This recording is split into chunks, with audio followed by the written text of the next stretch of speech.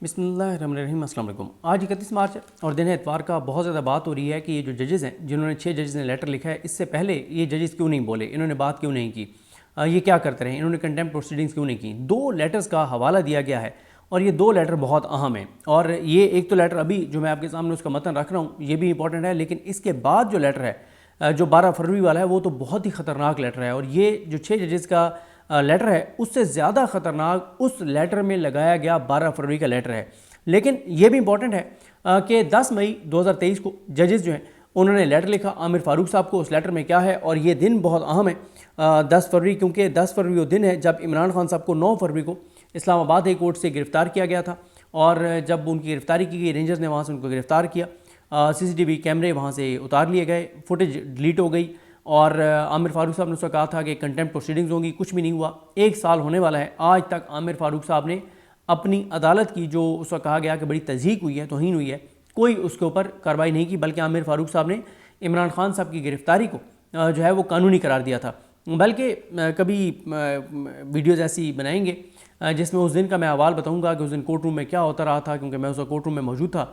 और मुझे आज भी याद है कि इंटरनेट क्योंकि बंद था, तो जो आमिर फारूक साहब के साथ होते हैं नूर साहब, वो आए चैम्बर से और उन्होंने जब आकर कहा कि उन्होंने फ़ैसला सुनाया कि आमिर फारूक साहब उनको फ़ैसला महफूज करके और चैम्बर में चले गए थे।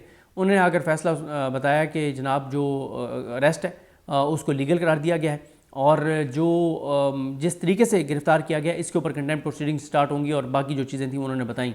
तो मैंने उस वक्त टेक्स्ट मैसेज पे बोल TV को बताया था कि ये फ़ैसला आया है और बड़ा हैरान कुन था कि कैसे उन्होंने मतलब इस अरेस्ट को लीगल करार दे दिया है आमिर फारूक साहब ने।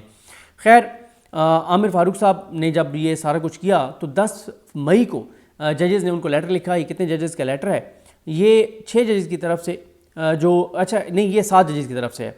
10 मई 2023 को ख़त लिखा था। 7 जजेज़ में जस्टिस मोहसिन अख्तर कैनी साहब थे, मियाँ गुल हसन औरंगज़ेब साहब थे, जस्टिस तारिक महमूद जहांगीरी साहब, बाबर सत्तार साहब, सरदार एजाज साह खान साहब, अरबाब मोहम्मद ताहिर साहब और समन रिफत इम्तियाज़ साहबा। 2 सफ़ात मुश्तमिल ये लेटर था। इसमें कहा गया कि और इसमें गुस्से का इजहार किया गया कि हम इंतहाई तशवीश के साथ और गुस्से में उन्होंने ये लेटर लिखा और तशवीश का इजहार किया। उन्होंने कहा कि हम आपके साथ मदे झैल वाक़यात आपके इल्म में लाना चाहते हैं जिनके ज़रिए सियासी केसेस पर असरअंदाज की होने की कोशिश की गई है। पैराग्राफ नंबर 1 में कहा गया कि जस्टिस तारिक महमूद जहांगीरी को बरह रास्त और उनके दोस्तों और रिश्तेदारों के ज़रिए अप्रोच करने की कोशिश की गई। उन्हें दरख्वास्त की गई थी कि वो एक इंटेलिजेंस जो हमारा इदारा है उसके एक अहम जो ऑफिसर हैं उनसे मुलाकात करें। जस्टिस तारिक महमूद जहांगीरी के एक रिश्तेदार पर जो है वो कोयटा के जो वहाँ के ऑफिसर थे उस इंटेलिजेंस एजेंसी के, उनकी जानिब से बहुत ज़्यादा दबाव डाला गया कि वो जस्टिस तारिक महमूद जहांगीरी की इंटेलिजेंस जो हमारी एजेंसी है उसके सरबराह से जो है वो मुलाकात के लिए सहूलतकारी करें। और जस्टिस तारिक महमूद जहांगीरी को मैसेज करके दबाव में लाने की कोशिश की गई ताकि जिस बेंच का वो हिस्सा है वहाँ से अपनी पसंद के फ़ैसले लिए जा सकें। यानी उनको कहा गया कि या तो वो मिले जो इस्लामाबाद के हेड हैं इंटेलिजेंस एजेंसी के, या जो ओवरऑल हेड हैं उनके साथ वो मिले। इसके लिए उनके ऊपर दबाव डाला गया। पैराग्राफ नंबर 2 में 7 जजेस की तरफ से आमिर फारूक साहब को बताया गया था कि जस्टिस मोहसिन अख्तर कैनी को दबाव में लाने के लिए उनके एक रिश्तेदार के ज़रिए कोशिशें की गई ताकि उनसे एक केस में दबाव के तहत मनपसंद फैसला लिया जाए, क्योंकि वो केस की समाअत करने वाले बेंच का हिस्सा थे। जस्टिस मोहसिन अख्तर कैनी को इंतज़ामी इख्तियारात के तहत कार्रवाई करके मुलविस करने की धमकियाँ दी गईं।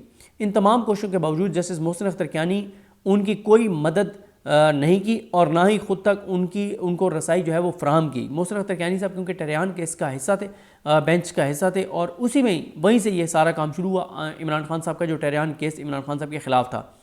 उसके बाद आमिर फारूक साहब को बताया गया कि जस्टिस अरबाब मोहम्मद ताहिर पर भी उनके एक रिश्तेदार के ज़रिए दबाव डाला गया है कि जब वो कोयटा गए तो उनके ख़ानदान की तरफ से उनको बताया गया कि इंटेलिजेंस एजेंसीज़ आपके टैक्स मामलात की तहकीकात कर रही हैं ताकि कोई खामी ढूंढ ली जाए।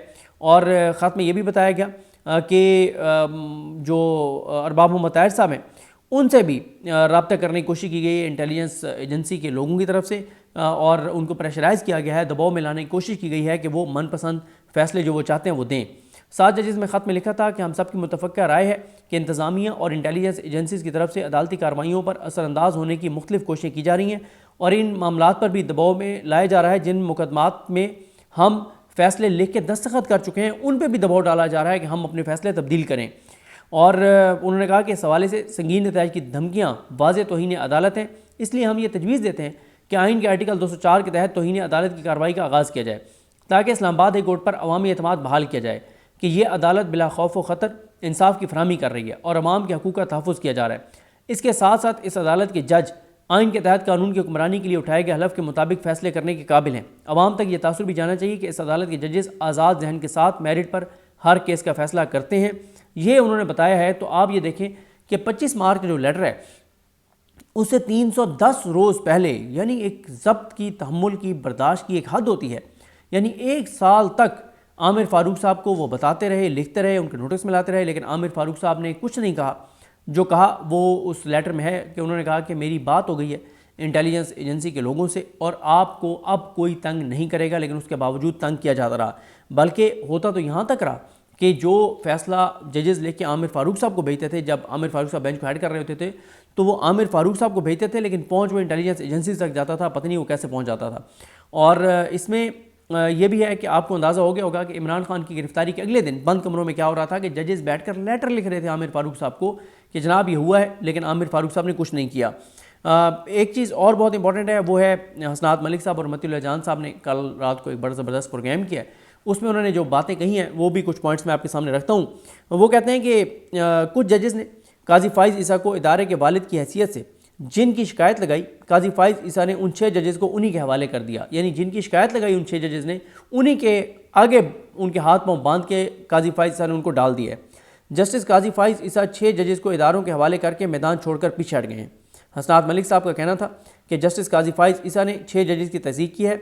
जस्टिस काजी फ़ाइज़ ईसा ने जो किया है उसके बाद हुकूमत इन 6 जजेस को ठीक ठाक टारगेट करेगी। मतीउल्लाह जान साहब का कहना था कि ताकतवर इदारों की बात आई तो चीफ जस्टिस काजी फ़ाइज़ ईसा की हिम्मत नहीं पड़ी, गेंद हुकूमत के कोर्ट में फेंक कर जान छुड़वा ली। IB पर इल्ज़ाम लगा होता तो अब तक उनके ज़िम्मेदारान को हथकड़ियाँ लगाकर सुप्रीम कोर्ट पेश किया जा चुका होता, लेकिन माजी में जमहूरियत और आइन की बालादस्ती पर बड़ी बड़ी भड़कें मारने वाले पहलवानों के यहाँ पर जल रहे हैं। सीधा वो कह रहे हैं काजी फ़ाइज़ ईसा साहब को कि बंदयाल साहब के दौर में आप बड़े लेटर लिखा करते थे, बड़े दबंग, बड़े ये वो फ़लाँ, और अब आप जो है अब आपकी कांपें टांग रही हैं। हसनात मलिक साहब कहते हैं कि जो कुछ काजी फ़ाइज़ ईसा ने किया है उसके बाद हुकूमत बहुत रिलैक्स है। यहाँ पे मैं एक चीज़ और भी आपको बता दूँ कि PTI के बड़े अहम एक रहनुमा जो हैं उनको जबरी तौर पे गुमशुदा किया गया था, लापता किया गया था और बहुत तशद्दुद हुआ उनके ऊपर, इतना तशद्दुद हुआ कि रूह कांप जाती है सुन के कि उनके ऊपर कितना जुल्म हुआ। तो उनके जो करीबी लोग हैं वो ये बताते हैं कि जब वो कैद में थे तो वो मेरे ख्याल कोई सितंबर के शुरू में ही वो जबरी तौर पे लापता हुए थे। तो उनके फैमिली मेम्बर्स का कहना है, उनके करीबी ज़राए का कहना है कि वो 17 तक बर्दाश्त कर रहे थे, अपने ऊपर होने वाला हर जुल्म सह रहे थे। उनको ये लग रहा था कि 17 को काजी फ़ाइज़ ईसा साहब आ जाएंगे, और जिस तरह से काजी फ़ाइज़ ईसा साहब ने सबको बेवकूफ़ बनाया हुआ था और उनके कुछ हामियों ने सबको बेवकूफ़ बनाया हुआ था कि ये बड़े आइन के ऊपर चलने वाले, कानून के ऊपर चलने वाले, शरीयत के ऊपर चलने वाले, इनसे अच्छा मुसलमान कोई नहीं है, इनसे ज़्यादा कुरानी आयात किसको नहीं आती। और मैं आपको बताऊँ ऐसा शख्स बहुत डेंजरस होता है जो कुरानी आयात पढ़ के और अपने गलत कामों को जस्टिफाई करे। अल्लाह ताला रहम करे, ये बहुत खौफनाक होता है कि जब कोई कुरानी आयात पढ़ के अपनी गलत चीज़ों के ऊपर पर्दा डाले और जस्टिफाई करे। और काजी फ़ाइज़ ईसा साहब भी कुरानी आयात का हवाला देते हैं, अहदीस का हवाला देते हैं, और ऐसे लगता है कि इनसे बड़ा दीनदार और इनसे बड़ा अल्लाह का वली कोई नहीं है। लेकिन हम तो खैर साल से लोगों को बता रहे थे कि असलियत क्या है, लेकिन उस वक्त नहीं लोग, कुछ लोग नहीं मानते थे, आज वो भी मान रहे हैं। तो वो ये कहते हैं कि 17 सितंबर आई, मुझे लगा कि अब काजी साहब आ गए हैं और शायद बंदयाल साहब जो कुछ नहीं कर सके तो काजी साहब आके करेंगे, क्योंकि बड़ी बड़ी बातें करते थे, भड़के मारते थे। लेकिन वो कहते हैं कि 17 सितंबर के बाद मेरे ऊपर जो जुल्म हुआ, एक वक्त ऐसा आया कि मैं एक तरह से, यानी मेरी डेथ ऐसा समझें कि हो गई, यानी मेरा बिल्कुल ब्लड प्रेशर जो है वो नीचे चला गया और बहुत मतलब बड़ी मुश्किल से, यानी मैं मौत को छू के और वापस आया हूँ ज़िंदगी की तरफ, इतना मेरे ऊपर जुल्म किया गया। और वो कहते हैं कि उनके फैमिली ज़राए ये कहते हैं कि उन्होंने बताया अपनी फैमिली को कि जब काजी फ़ाइज़ ईसा आकर बैठे तो उसके बाद तो उनका कॉन्फिडेंस आसमान को छू रहा था कि अब तो हमारा बंदा आ गया, कोई मसला नहीं है, अब ऐसी की तैसी कोई कुछ नहीं कर सकता। यानी बंदयाल साहब के बैठे हुए खौफ था और उतना टॉर्चर नहीं था जितना टॉर्चर बंदयाल साहब के जाने के बाद, काजी फ़ाइज़ ईसा साहब के आने के बाद हुआ। और बंदयाल साहब को किसने काम नहीं करने दिया? काजी फ़ाइज़ ईसा साहब ने। बंदयाल साहब के वक्त सुप्रीम कोर्ट को किसने तकसीम करके रखा? काजी फ़ाइज़ ईसा साहब ने। और उस वक्त भी किसने सहूलतकारी की? काजी फाइज ईसा साहब ने। अगर उस वक्त काजी फाइज ईसा साहब सहूलतकारी ना करते और जजेस को तकसीम ना करते, अदलिया को तकसीम ना करते, तो बंदयाल साहब बहुत कुछ करना चाहते थे और उन्होंने जो कर सकते थे वो किया भी सही। आप उठा के देख लें कि उनके जाने के बाद जो कुछ हुआ वो उनके होते हुए नहीं हुआ। शिकवे हमारे भी हैं बंदयाल साहब से, बहुत कुछ उनको करना चाहिए था, लेकिन हम यानी शायद हैं कि उनके साथ हुआ क्या, अंदर से उनको कैसे कमज़ोर किया गया।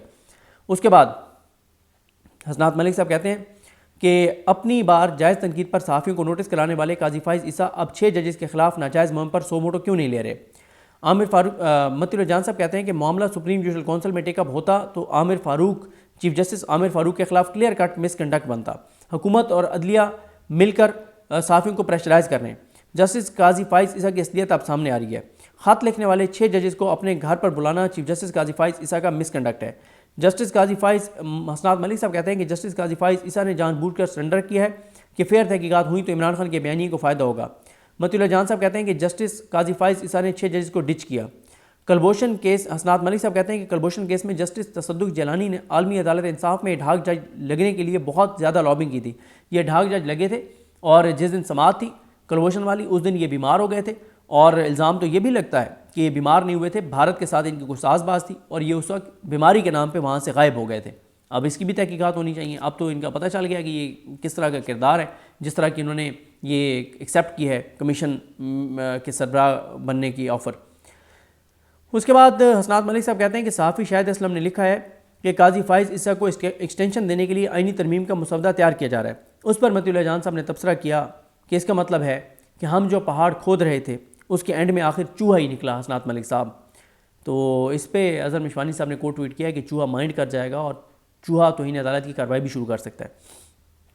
हसनात मलिक साहब कहते हैं कि जस्टिस काजी फाइज ईसा ने बल्ला छीनने के बाद 6 जजेस के ख़त के मामले पर जो कुछ किया है उन्होंने अदलिया की तबाही की। मतिउल्लाह जान साहब ने बहुत सख्त तनकीद किया जस्टिस शौकत अजीज़ सिद्दीकी साहब पर। वो कहते हैं कि शौकत अजीज़ सिद्दीकी को करोड़ों रुपए की अमानत मिल गई हैं तो उन्होंने अपना जाविया चेंज कर लिया है। मखसूस एंकर्स के साथ बैठकर इन्हीं 6 जजेस को टारगेट कर रहे हैं। अगर शौकत अजीज़ सिद्दीकी में हिम्मत है तो नज़रसानी दायर करें, दरख्वास्त दायर करें और कहें काजी फाइज ईसा को कि जनरल फैज़ और जनरल बाजवा के खिलाफ कार्रवाई करें। उसके बाद एक और बहुत अहम बात की मतिउल्लाह जान साहब ने, उन्होंने कहा कि जस्टिस आमिर फारूक इतने ताकतवर हैं कि इनका मामला काजी फाइज ईसा साहब सुप्रीम जुडिशल काउंसिल में टेकअप नहीं कर रहे, क्योंकि उन्हें यह है कि अगर मैंने इसका मामला टेकअप किया तो ये हमारी फाइलें ला के दिखा देगा, हमारे मुंह पे मारेगा कि ये आपके भी कच्चे चट्टे हैं, अगर मैं गलत कर रहा था तो आप भी ये सारी वारदातें और ये कारनामे करते रहें। अब ज़ाहिर है मेन तो हैं काजी फाइज ईसा साहब और मंसूर अली शाह साहब। इट्स मीन के मंसूर अली शाह साहब और काजी साहब दोनों ये तासुर जा रहा है कि वो इतने कंप्रोमाइज़्ड हैं और उनकी इतनी चीज़ें हैं कि दोनों बेबस हैं, वो कुछ भी नहीं कर सकते। और मंसूर अली शाह साहब जिस तरह से शहबाज शरीफ के साथ बैठ के और खुश हो रहे थे, उससे वाज़ेह तौर पर नज़र आ रहा है कि काजी साहब से बदतरीन हालात पाकिस्तान के होंगे जब मंसूर अली शाह साहब आकर बैठेंगे और वो भी ऑन बोर्ड हैं सारी चीज़ों में। उसके बाद हसनात मलिक साहब कहते हैं कि जस्टिस काजी फाइज ईसा इस हुकूमत या शरीफ ख़ानदान के ख़िलाफ़ आज एक फ़ैसला देकर देखें, फिर देखें कि वो सीनियर सहाफ़ी जो उनके साथ खड़े हैं वो उनके साथ हशर क्या करते हैं। और फिर आजकल एक मोनाल वाला केस चल रहा है सुप्रीम कोर्ट में, उस पर मतिउल्लाह जान साहब ने कहा कि इस मामले पर बड़ी एक कम्प्रीहेंसिव जजमेंट है अतर मिनल्ला साहब की, उसमें तमाम इन सवालों के जवाब दे दिए गए हैं जिन सवालों को डिस्कस किया जा रहा है। लेकिन उस जजमेंट का हवाला इसलिए नहीं दिया जा रहा, उसको इसलिए नहीं पढ़ा जा रहा कि कहीं क्रेडिट सारा अतर मिनल्ला साहब को ना चला जाए, तो अतर मिनल्ला साहब से क्रेडिट मतलब उनको ना चला जाए, इसलिए जो है वो इस सारे मामले पर फजूल में एक बहस हो रही है दरख्तों की कटाई और इन सारी चीज़ों पे। हालांकि ये चीज़ें सेटल हो चुकी हैं और अतर मिनल्ला साहब बड़ी ज़बरदस्त इस पर जजमेंट दे चुके हैं। ये जनाब सूरत हाल है। नेक्स्ट वीडियो में बात करते हैं जो सबसे ख़तरनाक लेटर है उसमें क्या है, जो कन्फर्म नज़र आ रहा है कि मिसकंडक्ट की चीज़ें उसमें मौजूद हैं। लेकिन बात वही है कि आमिर फारूक साहब एक तो दोस्त हैं काजी फाइज ईसा साहब के, और दूसरा मसला वो अब मतिउल्लाह जान साहब बता रहे हैं कि वो इतने ताकतवर हैं कि वो इनकी फाइलें आके इनको दिखा देंगे कि अगर तुमने मेरा मामला टेकअप किया तो फिर ये आप लोगों की वारदातें और कारनामे हैं। मुझे अपने दुआ में याद रखें। अलगनी मोहम्मद साहब का हामी नासरो। अल्लाह हाफ़िज़।